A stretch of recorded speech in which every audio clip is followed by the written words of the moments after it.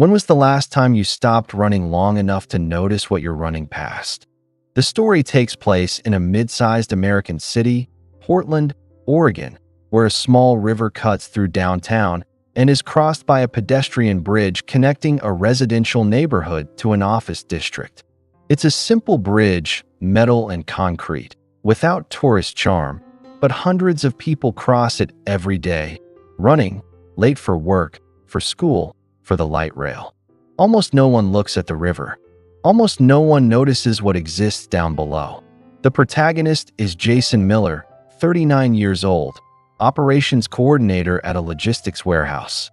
He's the typical man running on autopilot, wakes before the alarm, checks emails still in bed, responds to client messages at 6 in the morning, drinks coffee standing in the kitchen. His marriage to Lauren, 11 years strong, exists in a lukewarm state. No constant fights, but also almost no conversations that don't revolve around bills, deadlines, lists. Their 8-year-old daughter, Nora, is the thread still stitching the three of them together. But even with her, Jason lives saying, "Hurry up, we don't have time." We'll look at that later. Every weekday, Jason and Nora cross the same bridge. He carries a backpack, thermal coffee cup, and phone in hand. She carries her school backpack, a crumpled drawing inside, and swallowed questions because she's already learned that Dad is always counting minutes. The bridge has become, for him, synonymous with shortcut. If they quicken their pace, he drops Nora at school, catches the light rail, and arrives at work right on time, not owing minutes to his boss. The central paradox is that the only part of the route where it would be possible to breathe, the crossing over the river, is precisely where he runs fastest. Jason's internal pain isn't just exhaustion. It's the silent fear of repeating his own father's story. Greg died of a heart attack at 52, after decades of saying, "When I retire, then I'll rest." Jason promised himself he would be a present father, that he wouldn't sacrifice everything for work. But in practice, he's doing exactly what he witnessed at home, using the rush as an excuse to postpone life. He doesn't allow himself to feel this contradiction. He merely accumulates tension, chest pains he calls normal anxiety, poorly slept nights. The unexpected catalyst emerges during an even more chaotic period than usual. The company where Jason works is going through a merger, cuts, pressure for unrealistic goals, hallway conversations about who will be promoted and who will be discarded. At the same time, Nora's school is organizing a small spring festival, for which each child needs to bring a project about an important place in the city. Nora, without hesitation, chooses the bridge. For her, that is the place where I always walk with Daddy.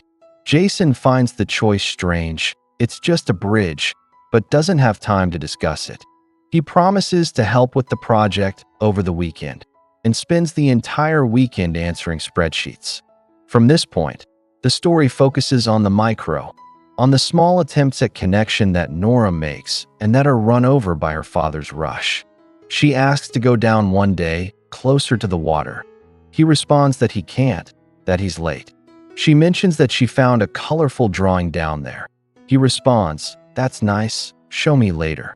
The bridge, seen through Nora's eyes, holds secrets, graffiti, people sitting, perhaps a small, improvised garden. But through Jason's routine, everything becomes a blur. The emotional climax begins on a Tuesday when everything goes wrong. Jason wakes up late because he spent the night tossing and turning, thinking about an important report. On the way out, he and Lauren have a quick argument about money and about him never being present. Already tense, he pulls Nora by the hand, crossing the bridge faster than ever when the phone rings.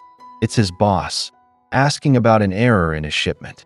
Jason tries to answer, walk, hold his daughter's hand, and balance his coffee all at once. The phone slips, almost falls into the river.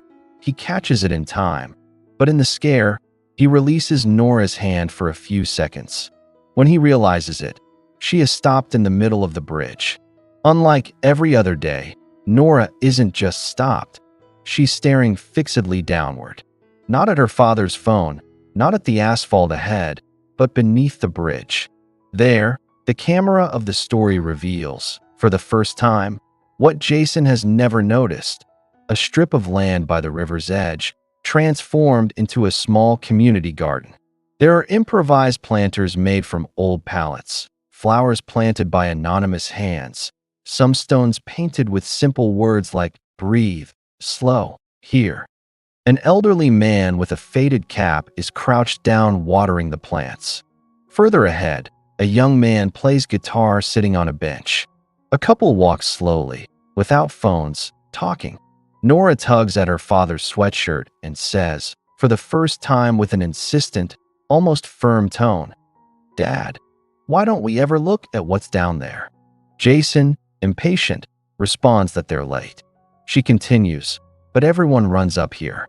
No one sees how beautiful it is down there."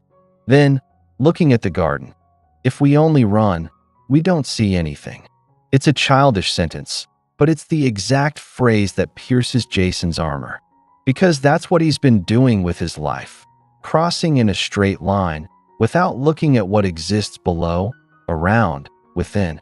He gets irritated, by reflex, responds something sharp, drags Nora to school, delivers a hurried kiss. As he returns across the bridge toward the station, however, his daughter's words echo, mixed with memories of his father, the image of the old man watering the garden, the bills to pay, the strange sensation that everything is passing too quickly. Later, at work, during a tense meeting about goals and cuts, Jason has a kind of silent collapse. Not a fainting spell, not a dramatic scene, but a moment when he realizes he can't hear anything more of what his boss is saying. He feels his ears muffled, his chest tight, his back rigid. A colleague comments that he looks very pale. The boss, irritated, suggests he pull himself together and come back.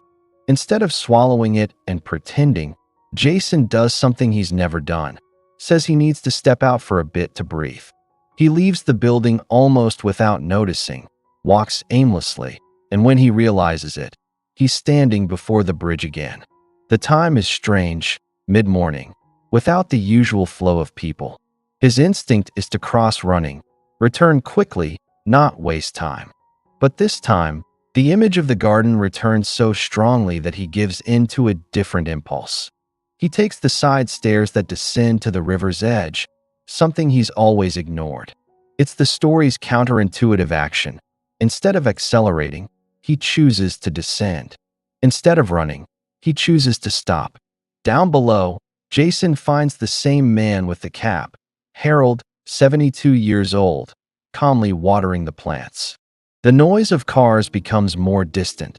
The sound of water and the guitar, playing a simple, almost childlike song, fills the space. Jason stands there, not knowing what to do with his hands. Harold, without formalities, offers him the hose for a few seconds, as one invites someone to participate in an ancient ritual. Jason hesitates, then accepts. The water flows through the planters, splashes fall on his shoes. The scene is minimal, but it's the first time, in a long time, that he's done something without productivity, without a goal, without an associated report. Harold speaks little, but mentions that this garden under the bridge was created by neighborhood residents as a way to remember that life isn't just what passes up there. He comments that he started taking care of the plants after retirement, when he almost went crazy from so much silence at home. Today, he goes there every day as one goes to an open-air temple. Jason listens, still somewhat lost, and asks how he finds time for this. Harold simply smiles and responds with something simple, which becomes one of the story's key phrases: "Time isn't found, son. Time is noticed, or it's lost." From this encounter, the narrative's transformative method takes shape. It's not about changing cities, dropping everything, becoming a monk. It's about creating a small, concrete, and replicable habit, going down beneath the bridge for a few minutes to simply be there. Jason starts by returning there the next day, just for 2 minutes. Then, one day with Nora, when he picks her up from school and, instead of crossing running, proposes, "Want to show me better what you saw under the bridge?" It's the role reversal. Now it's the child who leads the adult. The new drama that mixes into the story is Jason's fear that slowing down means losing everything: the promotion, financial stability, respect at work. The script works with scenes where he tries to negotiate deadlines, refuses to answer emails after a certain hour, faces the reaction of colleagues who call him soft, and a boss who idolized him precisely for always being available. At home, Lauren is suspicious at first, distrustful that this new calmness is just another passing phase. Gradually, however, she also begins to feel the effect.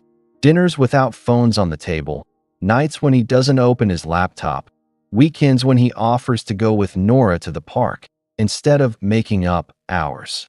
The workplace pressure intensifies.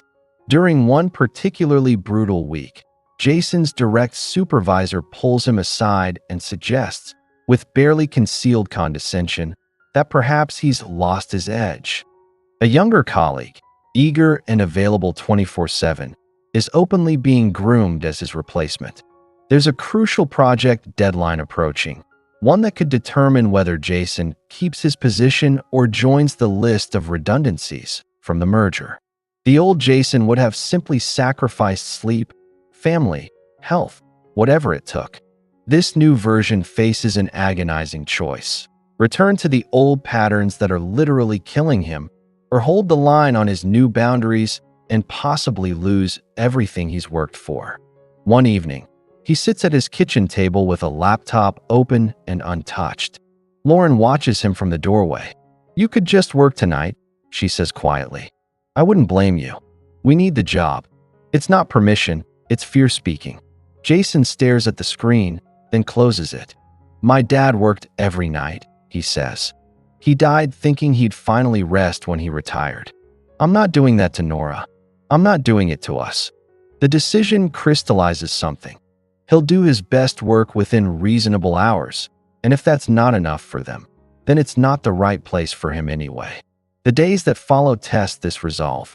He continues going to the garden beneath the bridge, sometimes with Nora, sometimes alone. Harold teaches him the names of the flowers, shows him which stones were painted by children from the neighborhood, explains how the garden started with just one person planting one seed. "Everyone who comes here is running from something," Harold tells him one morning. "But you can't outrun your own life. Eventually, you have to stop and face it, or you'll just keep running until you drop." Jason thinks of his father, collapsed at his desk, death certificate listing cardiac arrest, when the real cause was 40 years of never stopping.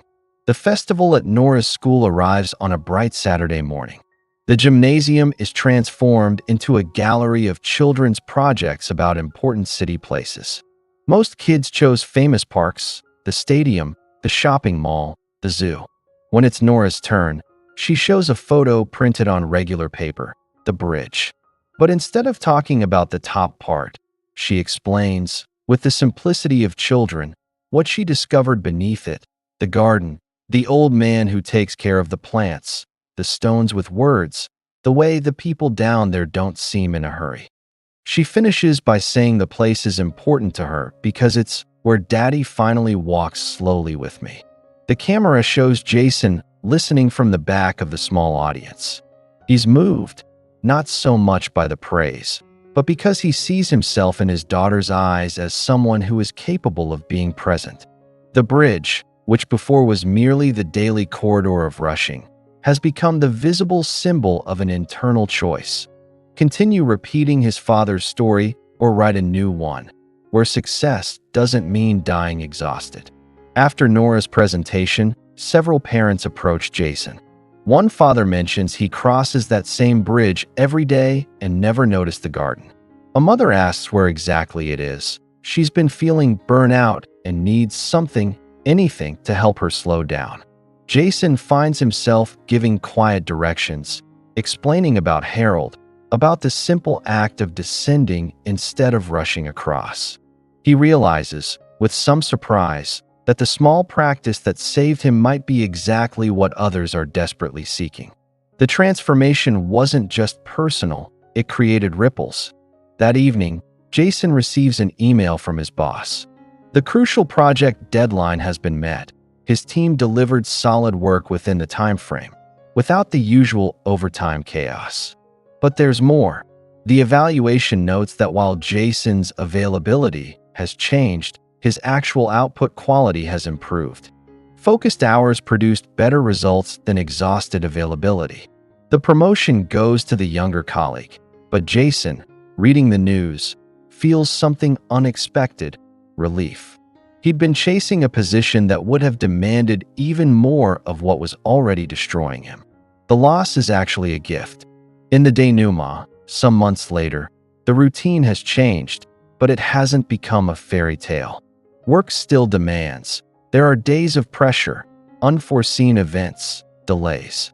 Jason hasn't become a life coach nor abandoned everything to plant flowers. What has changed is that now he has a concrete point of return. Every time he feels his head has returned to autopilot, he uses the bridge as an anchor. Sometimes he descends to the garden with Nora. Sometimes he simply leans on the railing for a few seconds, takes a deep breath, and watches the river pass. The audience perceives that this isn't loose poetic metaphor. It's a real, replicable habit that any viewer can translate to their own bridge. Harold's garden has grown. More neighbors have joined, adding planters, painting stones, bringing their own struggles, and finding their own moments of peace. Jason isn't the garden's caretaker.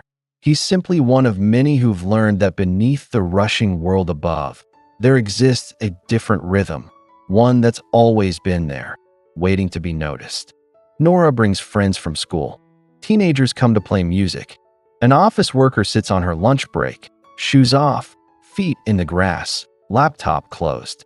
The final scene shows Jason crossing the bridge on an ordinary day, people running around him, notifications vibrating in his pocket. He feels the old impulse to accelerate, but remembers Harold's phrase, Nora's voice saying, "If we only run, we don't see anything." Instead of running, he slows his pace. He looks down, sees the garden, sees Harold now accompanied by other volunteers, sees a dog playing in the water. The rushing continues to exist, but he's learned not to be swallowed by it. The bridge remains the same. What changed was how he crosses it. He reaches the other side, and instead of immediately checking his phone, he takes one more breath. In his pocket, the phone buzzes with another email, another urgency, another manufactured crisis. He'll answer it, but not yet. First, this moment. First, the awareness that he's here, alive, crossing a bridge while the river flows beneath, while flowers grow in improvised soil, while life happens in both the rushing and the stillness. His father never learned this lesson. His daughter already knows it. And he, finally, is learning to live somewhere between what was and what could be, in the eternal present that everyone crosses, but so few actually inhabit. The bridge represents our daily routines, the paths we cross automatically, focused only on destination, never on the journey itself. Beneath every bridge in our lives exists something we've stopped noticing: beauty, connection, presence, life itself. True transformation doesn't require abandoning responsibilities. It requires the courage to occasionally descend from the rushing current and remember what we're rushing toward, and whether it's worth arriving at the cost of never having truly been anywhere at all. Find your garden beneath the bridge, a physical place or practice where you can step out of autopilot, even for minutes. It could be a park bench, a quiet corner, a morning ritual without screens. The point isn't escape. It's remembering that you exist not just in productivity and goals, but in the texture of present moments that will never come again. This story reminds us that life doesn't happen in the destinations we're rushing toward. It happens in the moments we're too busy to notice. Beneath every bridge we cross on autopilot, there's something beautiful waiting to be seen. The question isn't whether you have time to slow down. It's whether you can afford not to. What bridge in your life are you crossing so fast that you've forgotten to look at what's beneath it? If this story made you pause, write the word slow in the comments. Let me know this message found you. Share what city you're watching from. Your presence here matters. Subscribe and hit the bell because every week I share stories that might change how you see your own life. Click the card on screen for another powerful story of transformation. And remember, sometimes the most courageous thing you can do is stop running.